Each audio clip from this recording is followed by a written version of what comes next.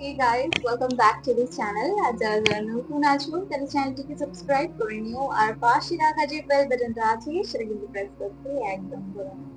তো বন্ধুরা, আমরা বাসিরা ইউটিউব চ্যানেলের থেকে জীবন মৃত্যু জীবন যে সিরিজটা চলছিল সেইটা দেখছিলাম। থার্ড এপিসোড অব্দি দেখা হয়ে গেছে। এবার আমরা নেক্সট এপিসোড দেখবো। তো চলো আর কথা না বাড়িয়ে ডাইরেক্ট ভিডিওতে যাই, তারপর নয় তোমাদের সাথে কথা হবে। তো ভিডিওটি শুরু করি। চলো শুরু করা যাক।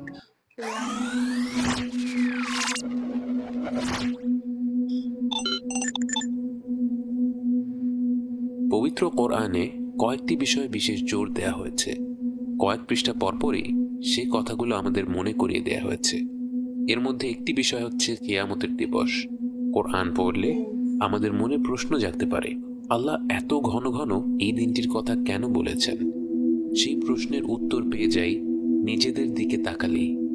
যেই দিনটি হবে মানব জাতির জন্য সবচেয়ে কঠিন দিন, যেদিন ক্ষুদ্রতম বিষয়গুলো মেপে দেখা হবে, ফয়সালা করা হবে, সেই দিনটি নিয়ে আমরা কতটুকুই ভাবার সময় পাই। বাস্তবতা হচ্ছে আমরা শেষ জমানায় বাস করছি। কিয়ামত ঘনিয়ে আসছে। রাসূল সাল্লাল্লাহু আলাইহি ওয়াসাল্লাম বিভিন্ন হাদিসে কিয়ামতের কিছু আলামতের কথা উল্লেখ করেছেন। উলামারা এই আলামতগুলোকে দুই ভাগে ভাগ করেন, বড় এবং ছোট। ছোট আলামত অনেক রয়েছে, যার মধ্যে অন্যতম হল রাসূল সাল্লাল্লাহু আলাইহি ওয়াসাল্লামের মৃত্যু। 1400 বছর আগে ঘটে যাওয়া এই ঘটনা যখন কিয়ামতের একটি সুস্পষ্ট নিদর্শন হিসেবে উল্লেখ করা হয়েছে, আমরা বুঝতে পারি আমরা কিয়ামতের কত কাছে চলে এসেছি। এছাড়া রাসূল সাল্লাল্লাহু আলাইহি ওয়াসাল্লাম আরো অনেকগুলো চিহ্ন উল্লেখ করেছেন, যার মধ্যে রয়েছে অভাবী বেদুইনরা উঁচু অট্টালিকা বানানোর প্রতিযোগিতা করবে, মানুষের মধ্যে পরস্পরের উপর বিশ্বাস উঠে যাবে, সুদ এমনভাবে বৃদ্ধি পাবে যে কোনো ব্যক্তি এর থেকে পুরোপুরি মুক্ত হতে পারবে না, মদ্যপান বেড়ে যাবে, জিনা বেড়ে যাবে, ভূমিকম্প বেড়ে যাবে, হত্যাকাণ্ড এমনভাবে বৃদ্ধি পাবে যে যে ব্যক্তি হত্যা করছে এবং যাকে হত্যা করা হচ্ছে দুজনের একজনও জানবে না হত্যার উদ্দেশ্যটা আসলে কি। নারীরা কাপড় পরিধান করা সত্ত্বেও বিবস্ত্র হবে, মিথ্যা সাক্ষ্য দেওয়ার প্রচলন থাকবে, জন্তু জানোয়ারেরা এবং নিষ্প্রাণ বস্তু মানুষের সাথে কথা বলবে এবং সবচেয়ে নিম্ন স্তরের লোকেরা সমাজের নেতা হয়ে যাবে। এছাড়াও কিয়ামতের আরো অনেক ছোট আলামত আমরা বিভিন্ন হাদিসে পেয়ে থাকি, কিন্তু কিয়ামতের বড় আলামতগুলো হচ্ছে 10টি। মানব জাতির জন্য কিয়ামতের সবচেয়ে ভয়ঙ্কর আলামত, এমনকি মানব ইতিহাসের সবচেয়ে কঠিন ফিতনা হবে দাজ্জাল। দাজ্জাল 40 দিন পৃথিবীতে রাজত্ব করবে। এর মধ্যে প্রথম দিনটি মনে হবে 1 বছরের সমান, দ্বিতীয় দিনটি মনে হবে 1 মাসের সমান, তৃতীয় দিনটি মনে হবে 1 সপ্তাহের সমান এবং বাকি দিনগুলো সাধারণ দিনের সমানই মনে হবে। যদিও শুনলে 40 দিন খুব বেশি সময় মনে হয় না, বাস্তবে দাজ্জাল হবে প্রতিটি মুমিনের জন্য সবচেয়ে বড় ফিতনা। আল্লাহ আজ্জা ওয়াজাল দাজ্জালকে এমন সব শক্তি দেবেন যে প্রকৃত ঈমানদার ছাড়া অন্য কেউ তার আহ্বান অগ্রাহ্য করতে পারবে না। তাই রাসূল সাল্লাল্লাহু আলাইহি ওয়াসাল্লাম আমাদেরকে দাজ্জালের ফিতনা থেকে রেহাই পাওয়ার দোয়া শিখিয়েছেন এবং আরও বলেছেন, যে ব্যক্তি সূরা কাহাফের প্রথম 10টি আয়াত মুখস্থ করবে সেটা তাকে দাজ্জালের ফিতনা থেকে রক্ষা করবে। এরপর ঈসা আলাইহিস সালাম পৃথিবীতে ফিরে আসবেন। তিনি সুশাসন প্রতিষ্ঠা করবেন, শিরক ধ্বংস করবেন এবং ইসলামকে প্রতিষ্ঠিত করবেন। সেই সাথে তিনি দাজ্জালের সাথে যুদ্ধ করে তাকে হত্যা করবেন। এরপরে ইয়াজুজ এবং মাজুজ পৃথিবীতে ছড়িয়ে পড়বে এবং ঈসা আলাইহিস সালাম তাদের বিরুদ্ধে কঠিন যুদ্ধে লিপ্ত হবেন এবং অবশেষে তাদের ধ্বংস করবেন। এরপর ঈসা আলাইহিস সালাম শান্তিপূর্ণ অবস্থা প্রতিষ্ঠিত করবেন এবং মৃত্যুবরণ করবেন। কিয়ামতের আগে কিছু বড় ধরনের প্রাকৃতিক নিদর্শনও দেখা যাবে। সূর্য পশ্চিম দিক থেকে উদয় হবে, 3টি প্রকাণ্ড ভূমিকম্প হবে। এর একটি হবে পূর্বাঞ্চলে, একটি পশ্চিমে এবং আরেকটি আরব অঞ্চলে। আরেকটি প্রাকৃতিক আলামত হবে 40 দিনের জন্য একটি গাঢ় ধোঁয়ায় গোটা পৃথিবী ছেয়ে যাবে। এতে বিশ্বাসী এবং অবিশ্বাসী নির্বিশেষে প্রত্যেকে আক্রান্ত হবে। এই ধোঁয়ার ব্যাপারে আল্লাহ তাআলা বলেন,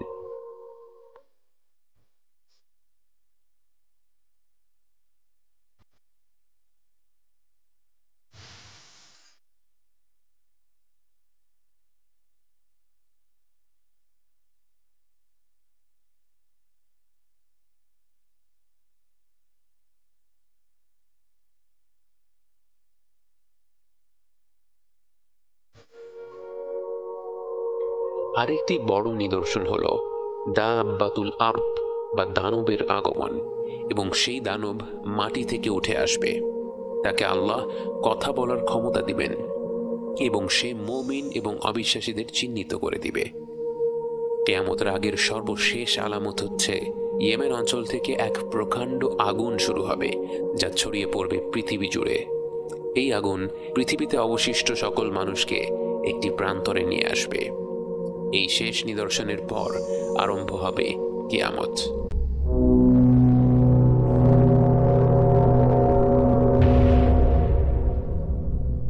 কিয়ামত শুরু হবে হঠাৎ করে। যারা কোনো বিষয়ে আলোচনা করছিল তারা তাদের আলোচনাও শেষ করার সময় পাবে না। কেউ কারো পরিবার পরিজনদের সতর্ক করার সুযোগ পাবে না। যে দুজন ব্যক্তি কোনো লেনদেন করছিল তারা তাদের লেনদেন শেষ করার সুযোগ পাবে না। যে ব্যক্তি ঘরে দুধ নিয়ে যাচ্ছিল সে সেই দুধের স্বাদ পাবে না। যে ব্যক্তি মুখে খাবার তুলছিল সে সেই খাবার মুখে দিতে পারবে না। হঠাৎ করেই ইসরাফিল আলাইহিসসালামের সিংগার শব্দে আরম্ভ হয়ে যাবে কিয়ামত।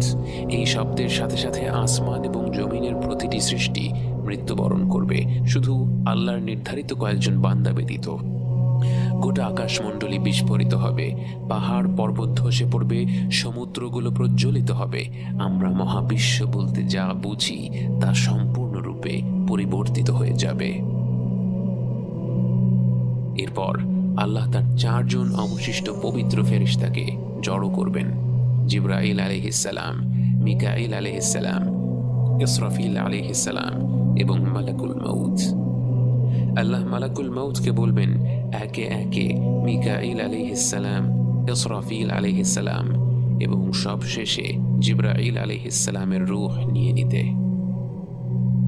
পরিশেষে আল্লাহ মালাকুল মাউতকে হুকুম করবেন মৃত্যুবরণ করার জন্য, এবং স্বয়ং মালাকুল মাউত মৃত্যুবরণ করবে।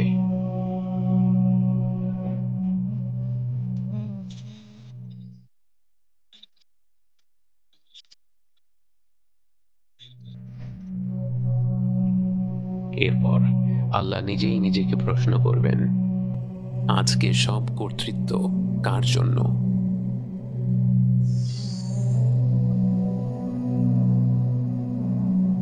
তাকে উত্তর দেওয়ার জন্য কেউ থাকবে না। তখন তিনি নিজেই নিজেকে উত্তর দেবেন, লিল্লাহিল ওয়াহিদিল কাহ্হার, আল্লাহর জন্য যিনি এক মহাপরাক্রান্ত। আল্লাহ তার অসীম জ্ঞান অনুযায়ী বিচার দিবসের জন্য পৃথিবীকে এক প্রকাণ্ড সমতল ভূমিতে পরিণত করবেন। যদিও সেই ভূমি হবে বিরাট, বিচার দিবসের দিন সেখানে জড়ো হবে সময়ের শুরু থেকে শেষ পর্যন্ত জন্ম নেয়া প্রতিটি মানুষ, জিন ও জীবজন্তু। তাই সেই পুরো ভূমিটি ভরপুর হয়ে যাবে। সেই সমতল ভূমিতে গেঁথে আছে হাজার হাজার বছর ধরে কবর দিয়ে আসা মরদেহগুলোর মেরুদণ্ডের একটি ক্ষুদ্র কণা। আল্লাহ সেই ভূমিতে এক বিশেষ বৃষ্টি পাঠিয়ে দেবেন। সেই বৃষ্টির পানি পেয়ে প্রাচীন সেই দেহগুলোর নিশ্চিহ্ন প্রায় অবশিষ্ট অংশ থেকে ধীরে ধীরে বেড়ে উঠবে এক নতুন দেহ। বারজাখের জীবনের ঘুমন্ত আত্মা জেগে উঠবে এই নতুন শরীরে। আবারও সিংহায় ফু দেয়া হলো, কারণ ততক্ষণে ফেরেশতাদের পুনরুজ্জীবিত করা হয়ে গেছে। আবারও এক প্রকাণ্ড শব্দে কেঁপে উঠবে নতুন এই সমতল পৃথিবী। সেই কম্পনের সাথে সাথে আপনি হাত পা ছুঁড়ে বেরিয়ে আসবেন মাটি থেকে। চোখ মুখ থেকে ধুলা মুছে আপনি চারিদিকে তাকাচ্ছেন। অনেক অনেক গভীর ঘুম থেকে উঠে সবকিছু নতুন লাগছে, সবকিছু আশ্চর্যজনক লাগছে। আপনার চারিপাশে অগণিত মানুষের ভিড়, মানুষ, জিন, পশু পাখি, ফেরেশতা, চারিদিকে ছোটাছুটি। আপনিও বাকিদের সাথে ছুটতে শুরু করেন। বুঝতে পারেন বিচার দিবস শুরু হয়ে গেছে।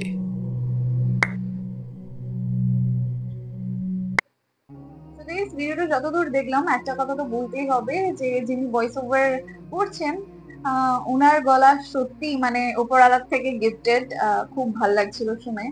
আর সেকেন্ড যে কথাটা, যেটা ছোট আলামতের কথা বলা হয়েছে, তো সেইগুলো তো অনেক বছর ধরে চলে আসছে, শুধু যে বড় আলামত গুলো সেইগুলো হয়তো হয়নি। তো আমি জানতে চাইবো তোমাদের থেকে কি এক্সাক্ট কি কেয়ামতের ডেট দেয়া আছে যে এরপর থেকে বড় আলামত শুরু হবে বা কিছু, কারণ ছোট আলামত তো চারিদিকে দেখতে পাচ্ছি আমরা।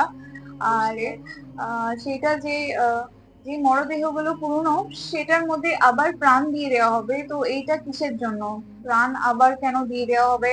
ইসলামের মধ্যে কি আত্মার কনসেপ্টটা আছে যেটা আমাদের মধ্যে আছে, যে সব শরীরের মধ্যে আত্মা থাকে, সেই আত্মা কোনোদিন মারা যায় না, সে অমর থাকে। আর যখন শরীর মারা যায় তারপর সেই আত্মা মিলিত হয় পরমাত্মার সাথে। তো এই কনসেপ্টটা কি ডিফারেন্ট ইসলামের মধ্যে? কারণ এখানে আমি যেটা ভাবছিলাম যে মানুষের যে শরীর আছে সেইটা ফিজিক্যালি প্রেজেন্ট থাকবে না, বাট সবার যে আত্মা সেটা প্রেজেন্ট থাকবে, তাদেরই বিচার হবে। তো এই জিনিসটা যদি তোমরা কেউ একটু এক্সপ্লেন করে দিতে পারো তো ভালো হবে। So yeah guys, that is it for today. তোমাদের সাথে দেখা হবে আবার অন্য কোনো ভিডিও নিয়ে। ততক্ষণের জন্য নিজের খেয়াল রেখো আর নিজের আশপাশের লোকেরও একটু খেয়াল করো। So bye and take care.